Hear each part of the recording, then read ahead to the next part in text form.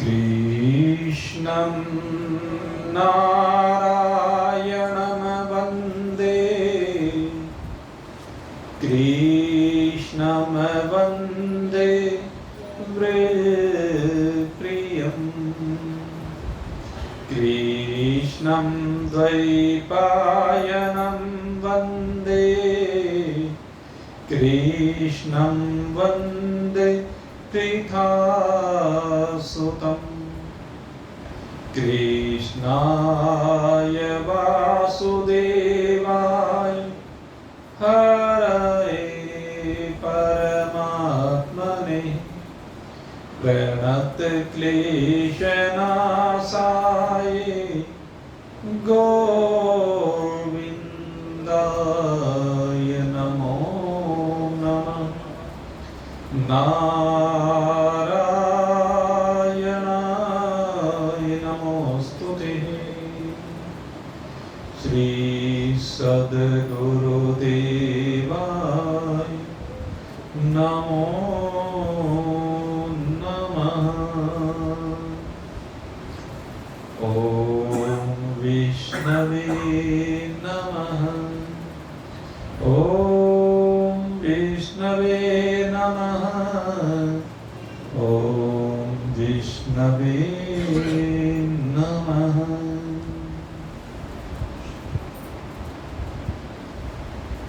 आज सद्भावों से संयुक्त होकर अपनी वास्तविकता सत्य स्वरूप में विराजमानता हेतु हृदय में असीम जिज्ञासा से संयुक्त भगवत प्रेमी सज्जन वृंद, कल इस श्रीमद् भागवत कथा में आपने श्रवण किया कि किस प्रकार से कलियुग का आगमन हुआ। कलियुग को देख करके परीक्षित ने उसको मारना चाहा, लेकिन कलियुग परीक्षित जी की शरण में आ गया और कुल की परंपरा को देखते हुए, राजा के कर्तव्य को देखते हुए शास्त्र ने निर्णय दिया है कि जो कोई शरण में आ जाए उसका वध नहीं किया जाता। इसलिए परीक्षित जी ने उसका वध नहीं किया, लेकिन कहा कि तू मेरे राज्य में नहीं रह सकता। लेकिन उसने कहा कि आप चक्रवर्ती सम्राट हैं, सर्वत्र आप ही का राज्य है, आप मुझे कुछ स्थान दे दीजिए रहने के लिए। परीक्षित ने सोच विचार करके 4 स्थान रहने के लिए दिए। द्यूतम पानम स्त्री है सुना, यत्र अधर्मश्च चतुर्विधा। ये 4 स्थान जो अधर्म के रहने के होते हैं, क्योंकि कलयुग अधर्म का ही पर्याय है। अधर्म के आने से हृदय में कालिक उत जाती है, विराजित हो जाती है, जो भी कहें, और वही पापाचरण में इस जीव को प्रवृत्त करती है। और उसी के कारण ये जीव न जाने जन्म जन्मांतर, कल्प कल्पांतर, युग युगांतर से कितनी योनियों में भटकता फिर रहा है। इसकी गणना तो कोई भी नहीं कर सकता।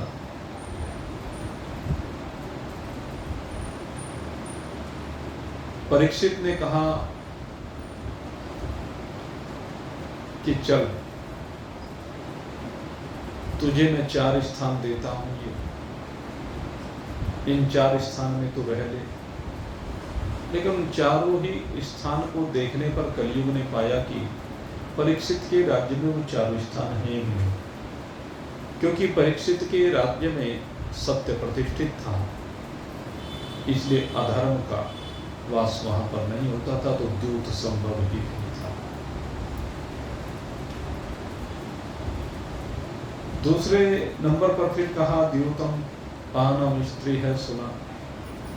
इसके बाद कहा कि मदिरा का पान, कहते सब संस्कारी जीव थे, और जब संस्कारी जीव होते हैं तो संस्कारी जीव कोई भी मदिरा के निकट जा ही नहीं सकता।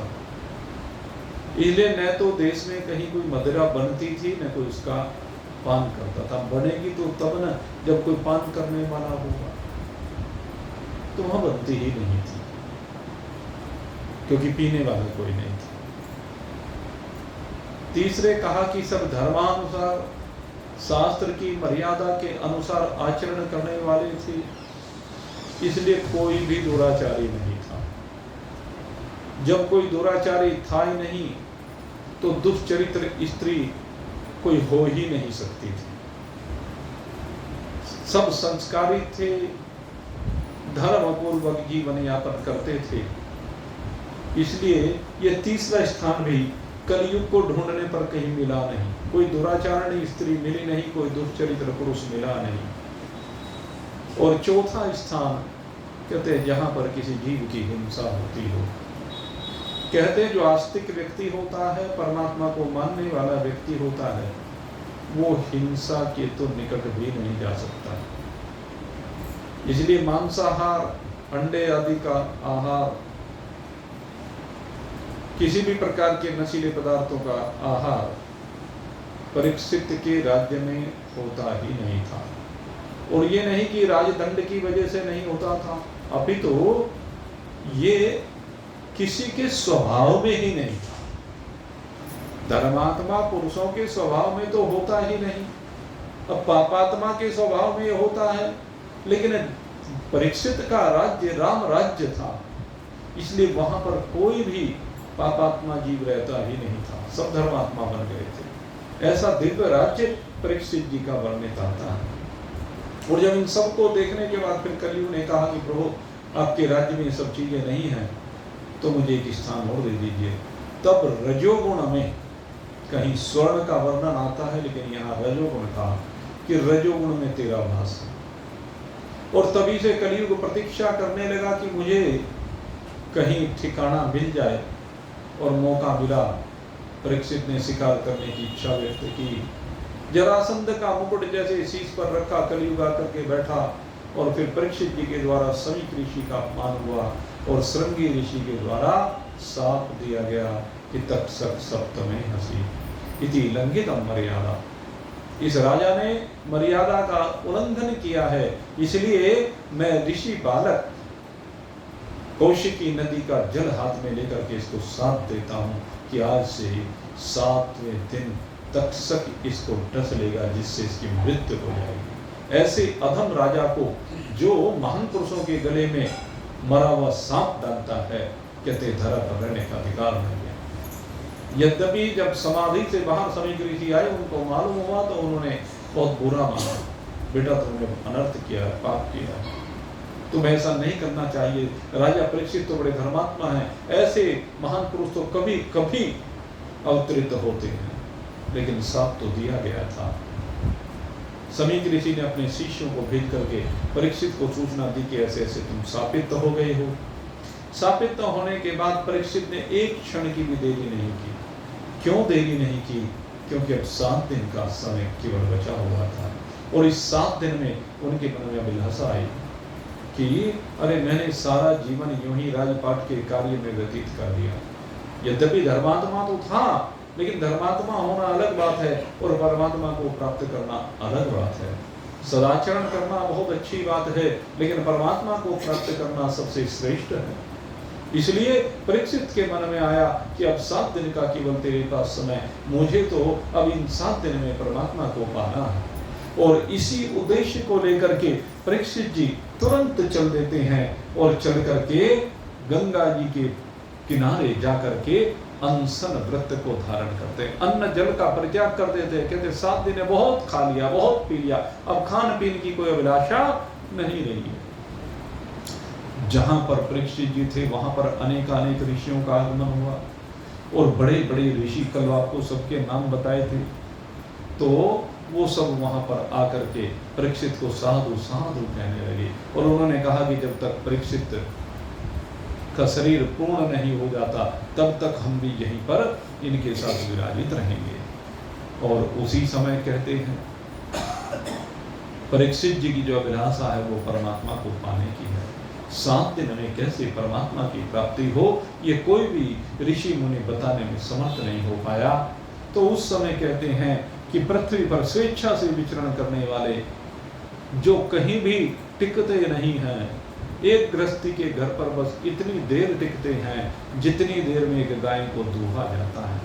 ऐसे श्री सुखदेव जी भगवान की प्रेरणा से अब उस गंगा जी के तट की ओर आगे बढ़े हैं। बड़ा दिव्य श्री सुखदेव जी का वेश है, अवधूत वेश है। सदा 16 वर्ष के रहते हैं। बड़ा दिव्य अलौकिक स्वरूप है, लेकिन उन्होंने अपनी दिव्यता को छिपा रखा है, अपने तेज को लुप्त कर रखा है। लेकिन जैसे वो उन मुनियों के बीच में आए, अब सूर्य अपनी प्रभा को कितना भी छिपाए, वो छिपेगी क्या। जैसे ऋषि मुनियों ने देखा, देखते ही सब अपने अपने आसन छोड़ करके खड़े हो गए। उनके सम्मान में खड़े होकर के फिर साष्टांग प्रणाम करना प्रारंभ किया। राजा परीक्षित ने उस समय देखा ये कौन महान पुरुष है। सब ऋषि उठ करके जिनको अभिवादन कर रहे हैं, और जैसे देखा कि अतिथि के रूप में ये कोई दिव्य महान पुरुष आए हैं, तो परीक्षित जी तुरंत उठे हैं और उठ करके उनके चरणों में साष्टांग प्रणाम किया है। और साष्टांग प्रणाम करने के बाद लेट गए, उनकी पूजा करने लगे। उनकी इस स्थिति को देख करके बहुत से बच्चे और स्त्रियां उनको पागल समझ करके उनके पीछे दौड़ रहे थे, मिट्टी उड़ा रहे थे, ढेले मार रहे थे। उन्होंने जब उनकी महिमा को देखा तो क्षमा याचना करके सब वहां से चल दिए। और परीक्षित जी उन्होंने तो सुखदेव जी के उस दिव्य स्वरूप को देखा, और दिव्य स्वरूप को देख करके उनके मन में तो बस एक ही भाव आया कि आज भगवान ने मेरे ऊपर कृपा कर दी है। मैं बड़ा भागी हूँ, बड़ा अपराधी होने के बाद भी इन संत का समागम हुआ है। ये संत आए हैं इस तीर्थ पर अतिथि के रूप में पधार करके, ये मेरे कल्याण के लिए आए हैं। सुखदेव जी के श्री चरणों में लेट गए, रोने लगे। परीक्षित जी हाथ जोड़कर प्रार्थना करते हैं, मुझे तो गुरुदेव का सानिध्य मिल गया है, गुरुदेव मुझे मिल गए हैं, हे गुरुदेव मेरे ऊपर कृपा कीजिए। और जब रुद्र करते हुए स्तुति कर रहे हैं, सुखदेव जी देखे जा रहे, ऋषि मुनि देखे जा रहे। परीक्षित जी का आज जो भाव है वो बड़ा अलौकिक है। गुरुदेव दया कर दो मुझ पर, मुझे अपनी शरण में रहने दो। गुरुदेव दया कर दो मुझ पर, मुझे अपनी शरण में रहने दो। गुरुदेव दया कर दो मुझ पर, गुरुदेव मुझ पर दया कर दीजिए। मैं जानता हूँ तेरी शरण में जो कोई आया वो पार हुआ, बस एक ही पल में तेरी शरण में जो कोई आया वो पार हुआ, बस एक ही पल में। इस दर पे हम भी आए हैं, इस दर पे हम भी आए हैं, इस दर पे गुजारा करने दो गुरुदेव दया,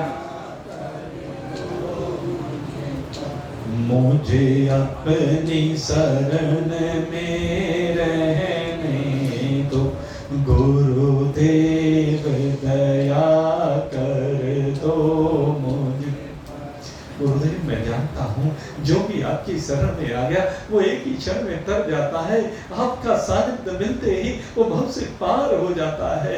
आज मेरे जीवन में बड़ा विपरीत समय आया है, मैं अपराधी अक्षत्रिय कुल में उत्पन्न होकर के मैंने बहुत बड़ा प्राप्त किया है, मेरे सर पर तो बस घोर अंधकार छाए हुए, मुझे अंधकार ही अंधकार दिख रहा, कहीं आशा की कोई किरण दिखाई नहीं देती, मुझे कोई प्रकाश की किरण दिखाई नहीं देती। लेकिन गुरुदेव आपको देख करके अब मुझे लग रहा है कि निश्चय ही मेरे जीवन में अब प्रकाश आने वाला है, मेरा जीवन अब उस ज्ञान से प्रकाशित होने वाला है। सर पर छाया घोर अंधेरा, सूझत नाही राह कोई, सर पर छाया घोर अंधेरा, सूझत नाही राह कोई, ये नैन मेरे और जोत तेरी, ये नैन मेरे और जोत तेरी, इन नैनों को भी बहने दो गुरुदेव दया कर दो मुझ पर, मुझे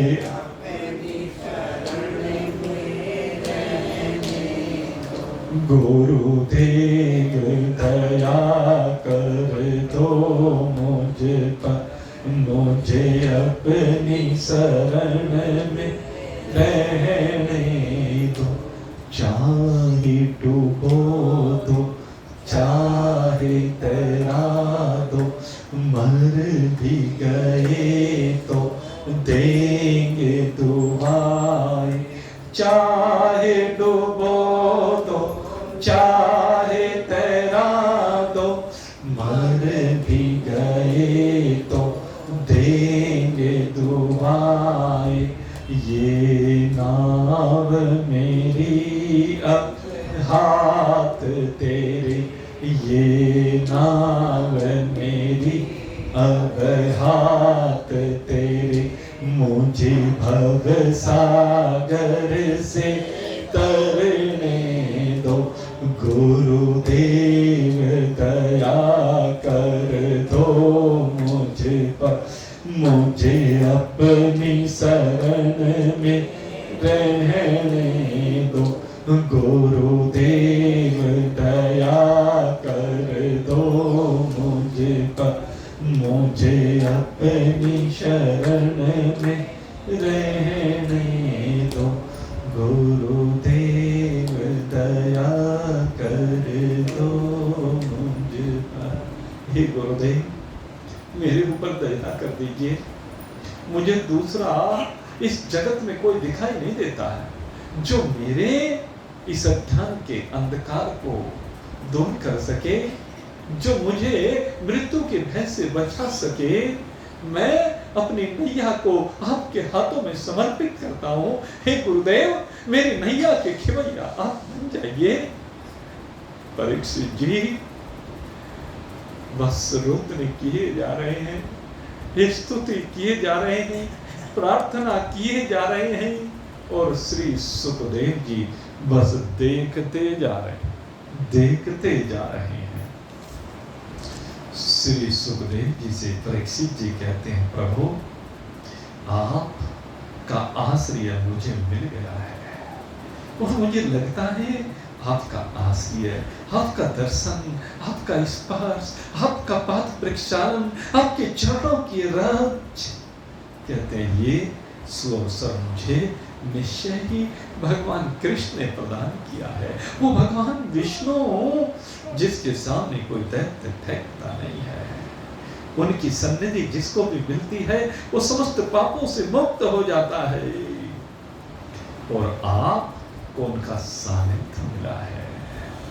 आपने भगवान श्री कृष्ण को हृदयंगम किया है।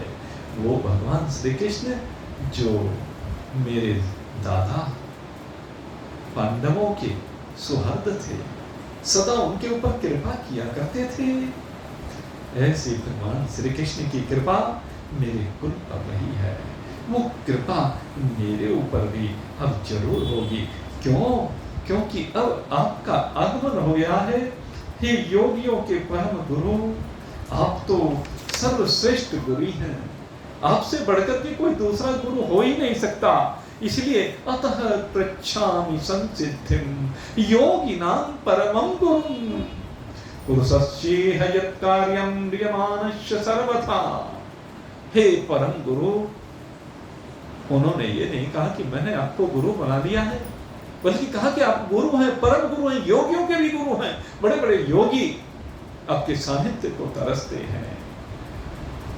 बस मैं तो ये जानना चाहता हूं, जो बस अब मरणासन है, मृत्यु का समय जिसका बिल्कुल निकट आ रहा है, अब उसको क्या करना चाहिए? भगवान मुझे आप बताइए।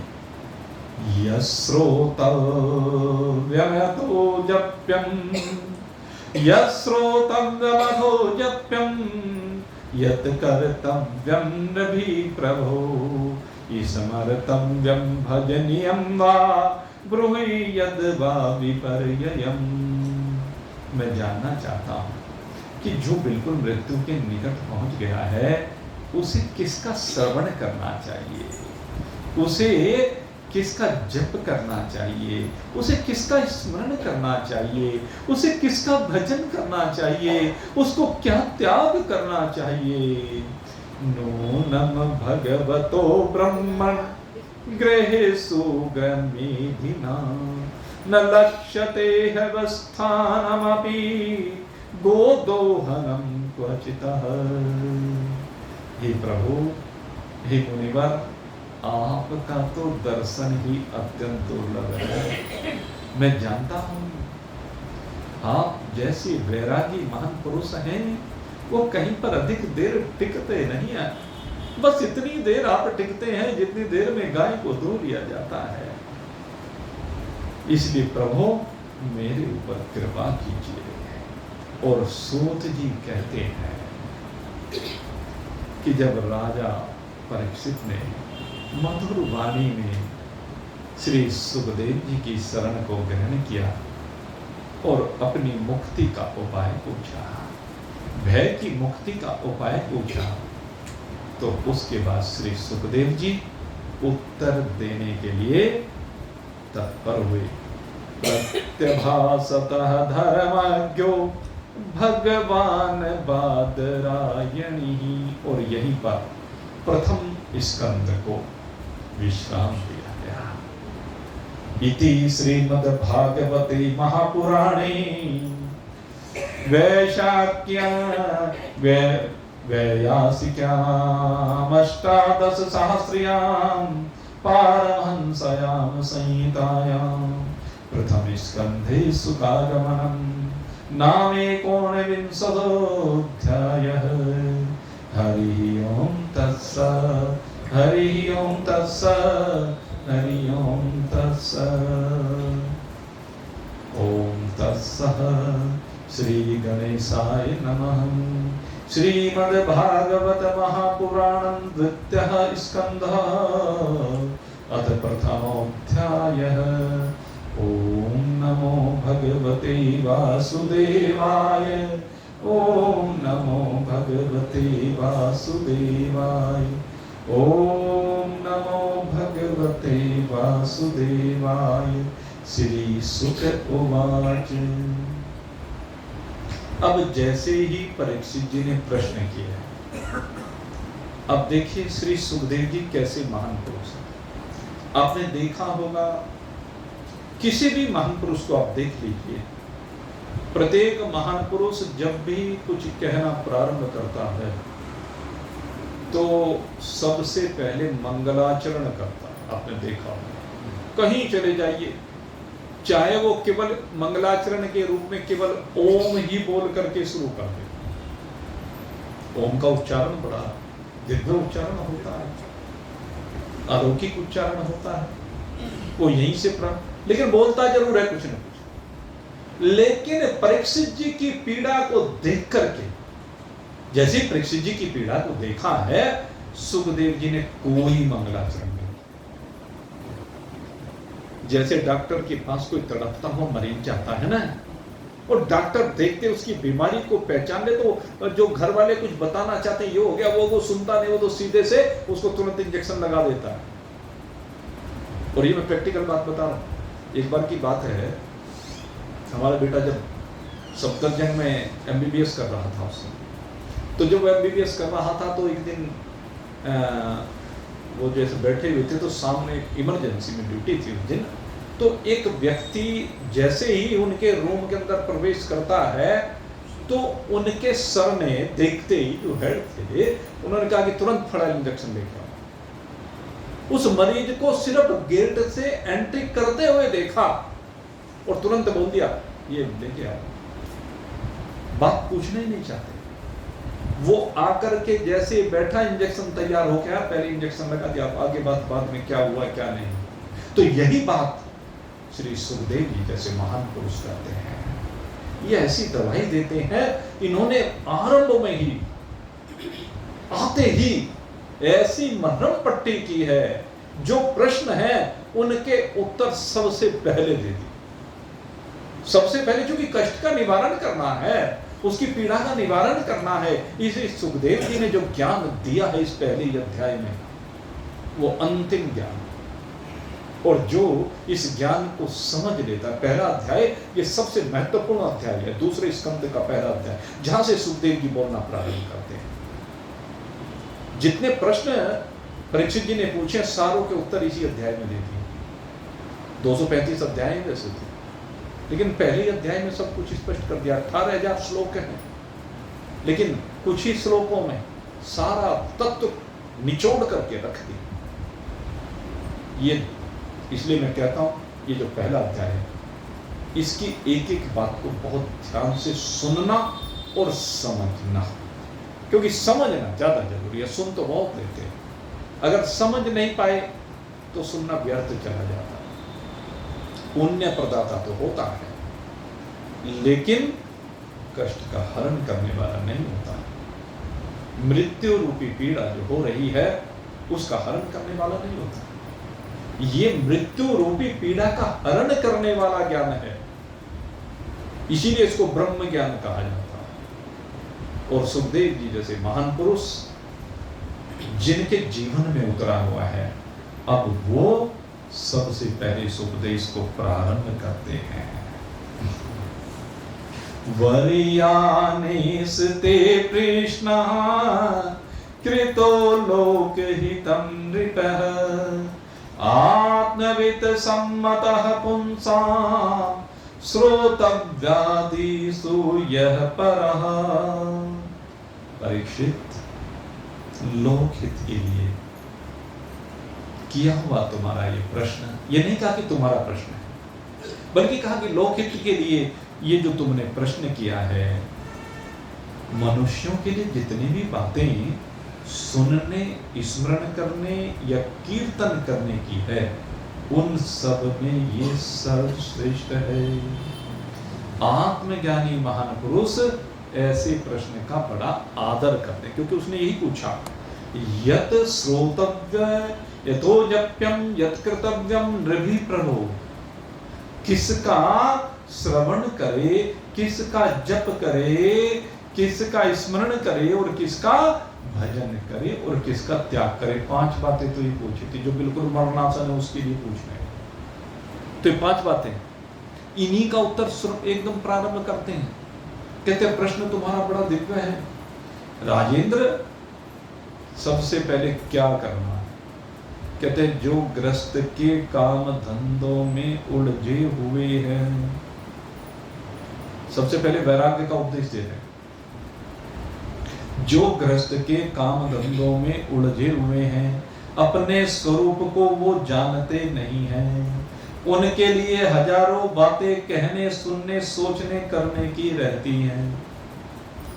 सबका यही है भाई, मन के अंदर इतनी वृत्तियां निकलती हैं, क्योंकि मन तो हर समय संकल्प करता है भाई। हर समय जो संकल्प विकल्प मन का चलता है, तो वही बात सुखदेव जी कह रहे हैं कि उन संकल्प विकल्पों के कारण कहने की, सुनने की, सोचने की, करने की हजारों बातें हर समय मन में रहती हैं, और उनकी सारी उम्र यूं ही बीत जाती है। उनकी रात या तो सोने में या काम में कटती है, दिन धन की हाय हाय में कटता है, कुटुंबियों के भरण पोषण में कटता है। सारा जीवन वो यूं ही गंवा देते हैं। उनका सारा जीवन इन्हीं कार्यों में व्यर्थ चला जाता है।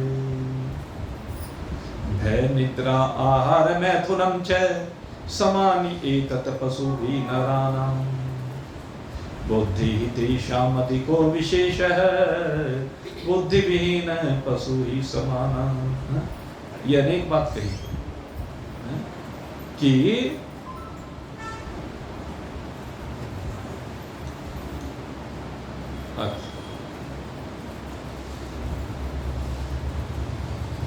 चार चीजें कही जो संसार के आम मनुष्यों में देखने में आती है। भय निद्रा आहार मैथुनम, ये चार विकार हैं। कहते ये सब पशुओं में भी होते हैं और मानवों में भी होते हैं। भय निद्रा मैथुनम च समानि एतत् पशुभिः नराणाम्, ये सब मनुष्यों में और पशुओं में समान है। समानि एतत् पशुभिः नराणाम्, तो सारी जिंदगी बस यही करेंगे, इससे आगे नहीं निकलेंगे, यही सुखदेव जी कह रहे हैं। क्या सारा जीवन इसी के लिए मिला है, जो इस मनुष्य को सबसे श्रेष्ठ कहा गया जीवन को, कि इससे श्रेष्ठ को जीवन होता नहीं है। सबसे श्रेष्ठ शरीर ये मनुष्य का है। क्या इसीलिए शरीर मिला था? विचार करें जरा सा, सारा जीवन इसी में खो दिया। कहते इसी प्रकार की सारी बातें सब लोगों के मन में रहती हैं और वो सारा जीवन इसी में बिता देते हैं, व्यर्थ कर देते हैं। संसार में जिन्हें अपना सबसे घनिष्ठ संबंधी कहा जाता है, वे स्त्री पुत्र आदि कुछ नहीं है, असत्य है, परंतु जीव उनके मोह में पागल सा हो गया है। रात दिन मृत्यु को पास आते हुए देखते हुए, सबको मृत्यु का ग्रास बनते हुए देखते हुए भी वो चेतता नहीं है, उसके अंदर चेतनता नहीं आती, अर्थात ज्ञान नहीं आती, अर्थात समझ नहीं आती। इसलिए परीक्षित, जो अभय पद को प्राप्त करना चाहता है, अभय पद माने मृत्यु के भय से मुक्ति,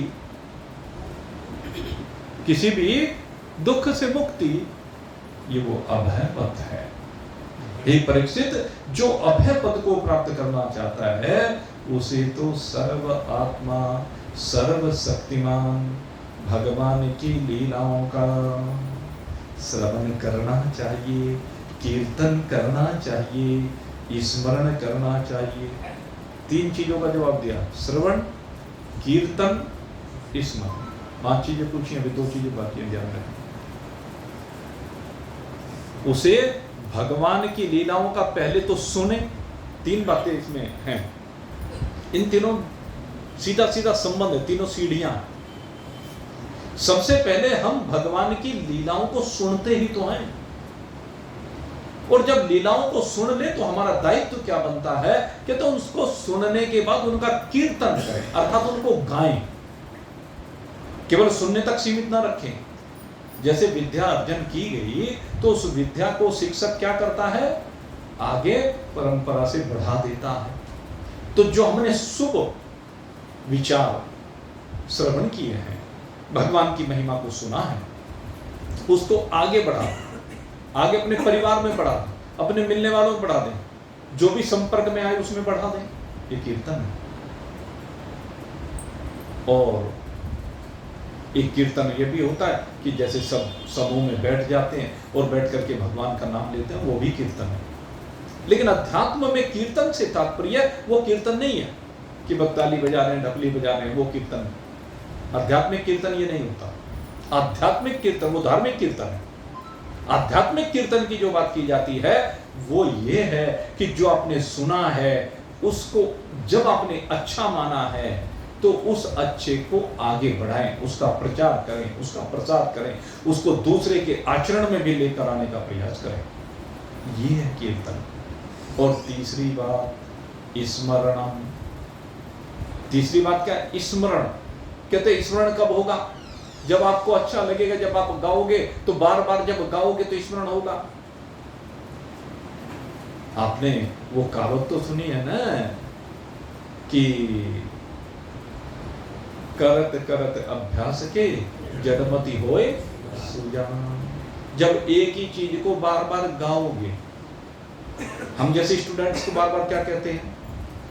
कहते जो भी चीज तुम्हें आज कराई है इसको पहले एक बार सुनो, फिर दूसरी बार, फिर तीसरी बार, फिर चौथी बार, इसको 10 बार गाओ, 20 बार गाओ, 50 बार गाओ। कहते हैं ना, कहते जितनी बार इसको बोलोगे उतना ही आपको स्मरण होता चला जाएगा, याद होता चला जाएगा, और जब परीक्षा आएगी तो उसमें 100% सफल हो जाएगा। ये तो नियम है। करत करत अभ्यास के जड़मत हो यसुजान, रस्सी आवत जावत है सिल पर पड़े निशान। रस्सी आती है जाती है, सिल पर भी निशान पड़ जाता है। जो जड़ बुद्धि है, जिनकी समझ में नहीं आता, मैं गारंटी के साथ कहता हूँ उनसे जो प्रश्न उसके याद नहीं होता, जो विषय समझ में नहीं आता है, आप उससे उस प्रश्न को, उस विषय को 10 बार लिखवा के देख लो, 20 बार लिखवा के देख लो, और याद ना हो तब कहते हैं 100% याद हो जाएगा। जब बार बार लिखेगा,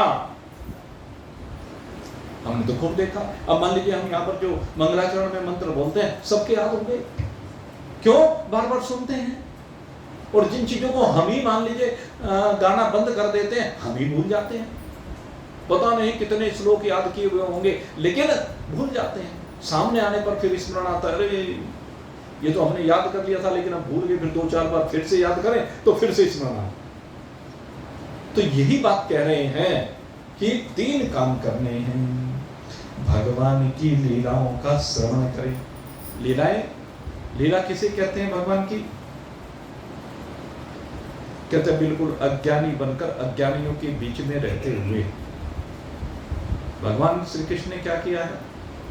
ग्वाल बालों में रह करके ग्वाल बालों जैसे हो गए, और उन ग्वाल बालों में ही जाकर के जैसा देश वैसा भेष बना करके लीलाएं की हैं। उन लीलाओं के माध्यम से संदेश दिए हैं, उन लीलाओं के माध्यम से उनको सुधारा है, उन लीलाओं के माध्यम से उनको भगवत चर्चा श्रवण कराई है, उनके आचरण की शुद्धि की है, उनको पवित्र बनाया है। महापुरुष यही तो करते हैं। तो ये करना है। आप जितने भी सत्संगी लोग हैं, जब आप श्रवण करते हैं किसी बात को, तो उससे आपका हृदय पवित्र होता है और आपका दायित्व बनता है परंपरा को आगे बढ़ाएं।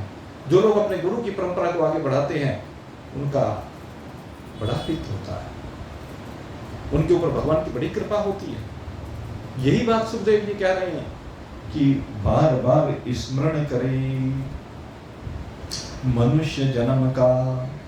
यही इतना ही लाभ है कि चाहे जैसे भी हो, जैसे भी से मतलब चाहे ज्ञान से हो, चाहे भक्ति से हो, या अपने धर्म की निष्ठा से हो, जीवन को ऐसा बना ले कि मृत्यु के समय भगवान की स्मृति जरूर हो। जिस समय मृत्यु आने को हो तो उस समय भगवान की स्मृति जरूर हो। और यह स्मृति कब हो सकेगी? सदा तद्भाव भावित। भगवान ने कहा सदा तद्भाव भावित है। जब हम रोज उसी भाव से भावित रहेंगे, बार बार उसका स्मरण करेंगे, तो मृत्यु के समय फिर वही याद आएगा, उसके अलावा कोई दूसरा याद आएगा नहीं। इसलिए भगवान की स्मृति बनी रहे। जो निर्गुण स्वरूप में स्थित है एवं विधि निषेध की मर्यादा को लांघ चुके हैं, ऐसे जो बड़े बड़े ऋषि मुनि हैं, वो भी प्राय भगवान की अनंत कल्याणमयी गुण गणों के वर्णन में रमे रहते हैं। देखो ये कितनी बड़ी बात है। जो अपने स्वरूप में, आत्म स्वरूप में, परमात्मा स्वरूप में निर्गुण निराकार अनंत असीम अपार अखंड एक रस स्वरूप में विद्यमान है, कहते हैं वो भी भगवान की लीलाओं के रस में डूबे रहते हैं। ये भगवान की लीलाएं ऐसी होते हैं, भगवान का प्रेम ऐसा होता है क्योंकि भगवान सबसे बड़े सद्गुरु हैं। भगवान की जिसके ऊपर कृपा हो जाती है सगुण साकार रूप में, तो वो उसे निर्गुण का ज्ञान दे देते हैं, उसे अपनी आत्मा का ज्ञान दे देते हैं, उसे परमात्मा स्वरूप में स्थित कर देते हैं। लेकिन होगा सब सगुण से है। जब भी ज्ञान मिलेगा सगुण से मिलेगा और सगुण को मिलेगा, ये भी ध्यान रखना। निर्गुण क्या, अच्छा एक बात बताओ, जो निर्गुण निराकार है वो कैसे किसी को ज्ञान देगा, कौन सा तरीका? निर्गुण को सगुण में आना पड़ेगा तभी कुछ बोल सकते हैं। जब तक आप सगुण में नहीं आएंगे एक शब्द बोल ही नहीं सकता। चाहे सतोगुण में आए, चाहे रजोगुण में आए, चाहे तमोगुण में आए। सतोगुण में आएंगे तो शुभता की ओर जाएंगे, शुभता के विचार आएंगे, शुभता की बात बताएंगे। और रजोगुण में आकर के बोलेंगे तो भोगों की ओर लेकर चलेंगे, और तमोगुण में बोलेंगे तो विनाश की ओर लेकर चलेंगे। आना गुणों में पड़ेगा। बिना गुणों में आए कोई बोल ही नहीं सकता, कहां से बोलेगा कोई? अगर भगवान भी कोई शब्द बोलते हैं, जैसे शब्द ब्रह्म के रूप में कहा गया कि शब्द ब्रह्म, वो शब्द कहां से प्रकट हुआ? शब्द निर्गुण है कि सगुण है? आप विचार कीजिए, शब्द निर्गुण है या सगुण है? सगुणता में तो आना ही पड़ेगा। शब्द के बिना किसी को भी कभी ज्ञान हो नहीं सकता। शब्द को ही इसलिए ब्रह्म का, क्योंकि शब्द के माध्यम से ब्रह्म का ज्ञान होता है, इसलिए शब्द ब्रह्म कह करके संबोधित किया।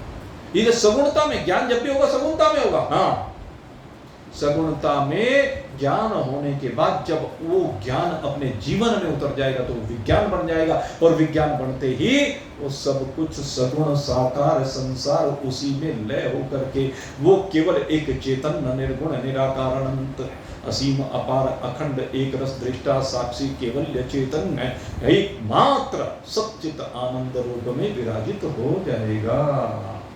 तो इसलिए कह रहे हैं कि जो बड़े बड़े महान पुरुष हैं, ऋषि हैं, जब तक शरीर होता है, शरीर तो सगुणता है, तो उस सगुण में, सगुण की लीलाओं में डूबे रहते हैं, उसका रसपान करते रहते हैं।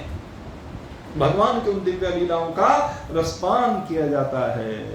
द्वापर के अंत में भगवत स्वरूप, ये श्रीमद् भागवत नाम के महापुराण का कहते हैं श्री कृष्ण द्वैपायन में कहते हैं सुखदेव जी कि मैंने श्रीमद् भागवत का अपने पिता से अध्ययन किया।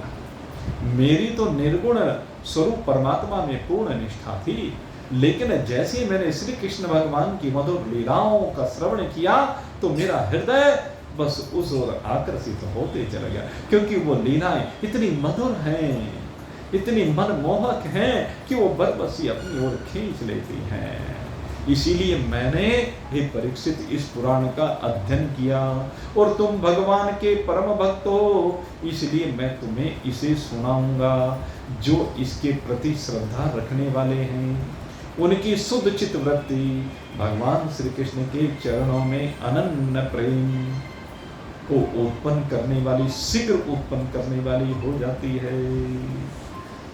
कहते हैं जो साधक होते हैं, जो योग संपन्न सिद्ध ज्ञानी होते हैं, उनके लिए समस्त शास्त्रों का यही निर्णय है कि वे भगवान के नामों का प्रेम से संकीर्तन करें। योगी नाम नृप निर्णितम, ये कहा, योगी नाम नृप निर्णितम हरेर नामानु कीर्तनम। भगवान की महिमा को गाएं, अपने कल्याण के साधन में कभी भी कोई लापरवाही ना करें। सावधानी से ज्ञान पूर्वक जो बात बताई गई है, कहते हैं उसको बस बारंबार कीर्तन करें, श्रवण करें। और हे परीक्षित, घबराने की बात नहीं है। राज ऋषि खटवांग हुए हैं, उनकी आयु की समाप्ति का समय तो केवल 2 घड़ी का रह गया था, लेकिन वो 2 ही घड़ी में, जीवन भर के अभ्यास के कारण से 2 ही घड़ी में उस अभय पद को प्राप्त हो गया। और अभी तुम्हारे जीवन की अवधि तो 7 दिन शेष है, क्यों परेशान होते हो? त्वाप स्थापयेतर्हि कोरव्यः सप्ताहं जीवितावधि उपकल्पयः तत्सर्वं तावाद्यत सांपरायिकम्। परम कल्याण के लिए 7 दिन की अवधि तुम्हारे पास, 7 दिन तो मृत्यु भी तुम्हारा कुछ नहीं बिगाड़ सकती। और का तो किसी का एक श्वास का भी भरोसा नहीं है भाई, लेकिन तुम्हारा तो अब 7 दिन का पूरा भरोसा, 7 दिन की रजिस्ट्री तुम्हारी हो गई, इसलिए घबराओ मत। इसलिए अब क्या करो, कहते हैं अब सुखदेव जी यहाँ पर वो वैराग्य का उपदेश प्रारंभ करें। सबसे पहले उन्होंने वैराग्य का उपदेश परीक्षित जी को दिया है, और इसमें वो कहते हैं कि अब क्या करें। तूने जो पूछा ना कि क्या करना चाहिए, जो बिल्कुल सर्वथा मृगयमानस्य है उसे क्या करना चाहिए। कहते हैं अगर मृत्यु का समय किसी को पता चल जाए, पहले तो पता नहीं चलता भाई किसी को, तो कहने घबराए नहीं, एक दिन आएगी तो जरूर। और बस ये समझ ले अगले पल मृत्यु है, अगले क्षण मृत्यु है, अगली श्वास पर मृत्यु है। सदा ये सोच करके मृत्यु सामने खड़ी हुई, इसलिए घबराए नहीं। सबसे पहली बात तो यह, मृत्यु कोई हवा नहीं है जिससे डरने की आवश्यकता है। अरे तुम पता नहीं कितनी बार ये परीक्षा दे चुके हो। जैसे बच्चे परीक्षा सामने आती है तो डर जाते हैं, हमने देखा बहुत बच्चे ऐसे होते हैं, वो जो टॉपर्स बच्चे होते हैं वो बड़े परेशान होते हैं। मैं कहता हूं उसमें घबराने की आवश्यकता ही नहीं है। हम लोगों को घबराने की आवश्यकता नहीं है मृत्यु के बारे में। कितनी बार मृत्यु की परीक्षा दे चुके हो, कितनी बार मृत्यु आ चुकी है। अरे लाखों करोड़ों बार आप मृत्यु का सामना कर चुके हो, पता नहीं कौन कौन सी योनि में रहे हो। अब तुम्हें याद है क्या उस मृत्यु का दुख, फिर क्यों परेशान हो रहे हो। मृत्यु कोई दुख नहीं देती, इसलिए घबराओ मत। बस इतना सा खेल, श्वास अंदर गई और फिर आपने जोर से, बस वो अंदर नहीं गई। अब बताओ इतनी देर में क्या दुख होगा, सेकंडों लगते हैं। यही तो मृत्यु है।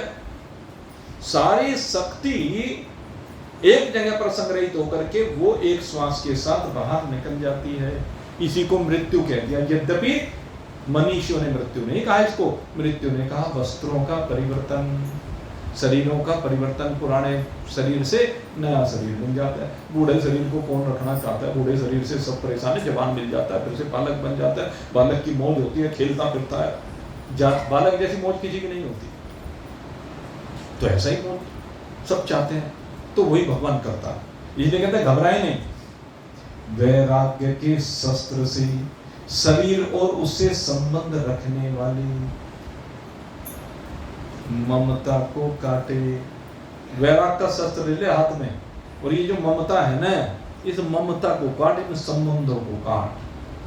धैर्य के साथ कहते हैं पवित्र तीर्थ के जल में स्नान कर, एकांत में विधि पूर्वक आसन लगा करके बैठ। अब ये क्रिया समझ लेना, हम तो बताने जा रहे हैं। कहा कि सबसे पहले तीर्थ के जल में स्नान कर, और फिर पवित्र और एकांत स्थल में जाकर के बैठो, और ये क्रिया रोज कर लो।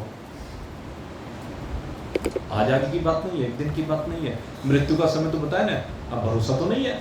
क्या भरोसा कीजिए इस जिंदगी के, साथ देती नहीं कभी किसी का साथ देती है क्या।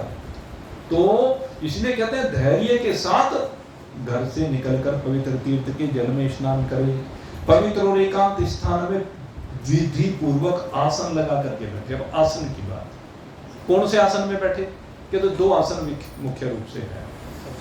एक तो सुखासन है, एक सिद्धासन पद्मासन है। सुखासन में तो भाई सीधे आलती पालती लगाए,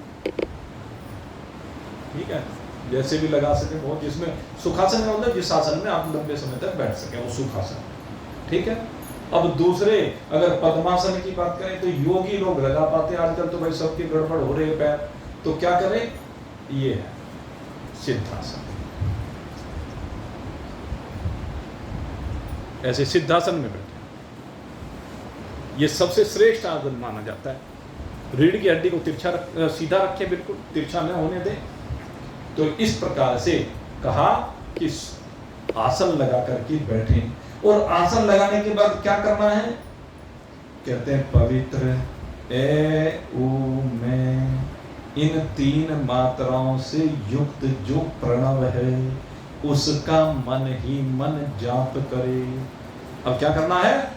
प्रणव का जाप करना है। ओम इति एकाक्षर ब्रह्मा, ओम इति एकाक्षर ब्रह्म स्मरः यह प्रियाति सत्यजन देहि स माम परमं गतिः। भगवान श्री कृष्ण ने गीता जी में ये बात कही कि ओम के अर्थ रूप ए उ मैं जो 3 मात्राएं हैं, इनसे साकार भी और निराकार भी, सगुण भी और निर्गुण भी, इसके अर्थ को चिंतन करते हुए, बार बार इसका मनन करते हुए कहते हैं फिर क्या करें? प्राण वायु को वश में करके। प्राण वायु कैसे वश में होगी? प्राणायाम के द्वारा। पूरक, अंतः कुंभक, रेचक, बाह्य कुंभक। फिर पूरक, अंतः कुंभक, रेचक, बाह्य कुंभक, 4 चीजें हैं, ये प्रक्रिया है। तो इस प्रकार से प्राणायाम के द्वारा प्राण वायु को वश में करके मन का दमन करें। मन का दमन करने का तात्पर्य क्या है? मन से जो वृत्तियां निकल रही हैं, मन के जो संकल्प विकल्प हैं, उन संकल्प विकल्पों की सीमा से बाहर आए। प्राणायाम ही एकमात्र ऐसी चीज है, क्योंकि मन जब भी दौड़ता है प्राणों के पंखों पर बैठकर दौड़ता है। आपको बताएं, अगर प्राण का आश्रय ऐसे ना मिले तो दौड़ेगा नहीं। और जब प्राणों का ही आपने आयाम कर लिया, प्राणायाम का मतलब क्या? प्राणों का आयाम, प्राणों को रोकना। और जब प्राण कहीं दौड़ेंगे ही नहीं तो मन कहां जाएगा, कैसे जाएगा? इसलिए मन की वृत्ति को शून्य पर ले आइए, वृत्ति शून्य मन, ये करना है अंत समय में। और मैं तो फिर वही कहता हूं कि रोज अभ्यास करो इसका, सारे सिर के दर्द खत्म हो जाएंगे, सारी दुविधाएं मिट जाएंगी, सारे दुख मिट जाएंगे। और कहते हैं एक क्षण के लिए भी प्रणव को ना भूले।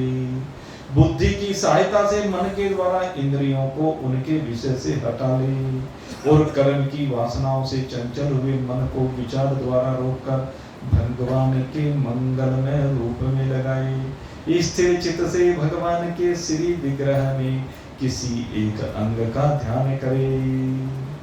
इस प्रकार एक अंग का ध्यान करने के बाद बार बार एक एक अंग का ध्यान करते करते विषय वासनाओं से रहित हुआ जो मन है वो पूर्ण रूप से भगवान के स्वरूप में तल्लीन हो जाएगा।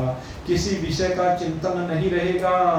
और जब भगवान में ही मन अचल हो जाएगा तो वही भगवान का परम पद कहा जाता है। क्योंकि उस स्थिति में ये जीवात्मा, ये भक्त भगवान के साथ एकीकार हो जाता है। इसका हृदय आनंद से भर जाता है। रजोगुण और तमोगुण अगर बीच में आकर के विघ्न करे तो बारंबार अभ्यास के द्वारा, योग धारणा के द्वारा उसे वश में करना चाहिए। क्योंकि ये धारणा इन दोषों को मिटा देती है। दोनों गुणों की धारणा स्थिर हो जाने पर ही योगी अपने परम मंगल में आश्रय भगवान को ही अपने में देखता है और उसे तुरंत भक्ति योग की प्राप्ति हो जाती है। तो इस प्रकार से साधन भक्ति योग का बताया, ये ध्यान रखना, क्योंकि इसमें सब की चर्चा होगी आगे जैसे जैसे हम बढ़ेंगे। तो ये आज एक साधन बताया है भगवान के स्वरूप में मन का। बाकी और साधनों की चर्चा कल करेंगे भाई। इस साधन को भी और थोड़ा सा कल विस्तार देंगे, क्योंकि भाई समय की मर्यादा रहती है। इसलिए मैंने जरा सा इसको थोड़ा सा जल्दी आज तो निपटा दिया। कल को इसको बढ़िया तरह से समझा करके बताएंगे, ठीक है? क्योंकि यही चीज है, ये तो ध्यान की विधि है। एक तो ध्यान की विधि आएगी, फिर समझ की विधि आएगी, ज्ञान की विधि आएगी। क्योंकि सबसे मुख्य जो विधि है वो ज्ञान की विधि है। ज्ञान की विधि टिकाऊ होती है, क्योंकि एक बार समझ में आ जाए। जैसे एक कन्या होती है, बहुत बढ़िया उदाहरण है। विवाह से पहले जो कन्या होती है उसे पता है क्या उसका पति कहाँ है? अगर चाहे सामने ही रह रहा हो, बराबर में ही रह रहा हो, उसका उसके प्रति आकर्षण होता है क्या? कोई समर्पण, आकर्षण, कोई बात नहीं होती ना। लेकिन जिसके साथ उसका रिश्ता नाता तय हो जाता है जिस दिन, उसी दिन से वो मानने लगती है कि ये मेरा पति है, मान जाती है, जान जाती है, और फिर उसका विवाह हो जाता है। अब विवाह के बाद काम धंधों में लग जाती है। जिस समय काम धंधे में लगती है तो अपने काम धंधे करती है, उस समय पति का स्मरण तो नहीं रहता, लेकिन जैसे काम धंधों से बाहर निकलती है तो क्या पति को भूल जाती है? स्मरण हो जाता है ना फिर से। तो काम संसार के होते रहे, ऐसे हमारा सबका पति परमात्मा है, उस परमात्मा का स्मरण सदा बना रही, उसे भूला नहीं जाता। काम धंधे जब होते हैं भले उस काम धंधे में लग जाए, चित्त की वृत्ति वहां चली जाए, लेकिन फिर वहां से हटते फिर से तुरंत भगवान में आ जाने चाहिए। तो इसमें ये माना जाता है कि सदा भगवान में उसका चित्त रमा हुआ। तो खैर अब आज यहीं पर अब सत्संग को विश्राम दे रहे हैं। कल फिर भले ही रविवार हो, छुट्टी का दिन है, लेकिन कल भी सत्संग होगा, और कल सबसे बढ़िया सत्संग होगा। ये जितना भाग इस समय भागवत का चल रहा है उसका सबसे सर्वश्रेष्ठ विषय कल आपके सामने रखेंगे। वेदांत का जो दिव्य ज्ञान है, वो भगवान के स्वरूप का वर्णन किस किस प्रकार से लोकांतरों की चर्चा, वो सब खैर आपके सामने करेंगे। तब तक के लिए भाई जय राम जी। बोलिए सच्चिदानंद भगवान की।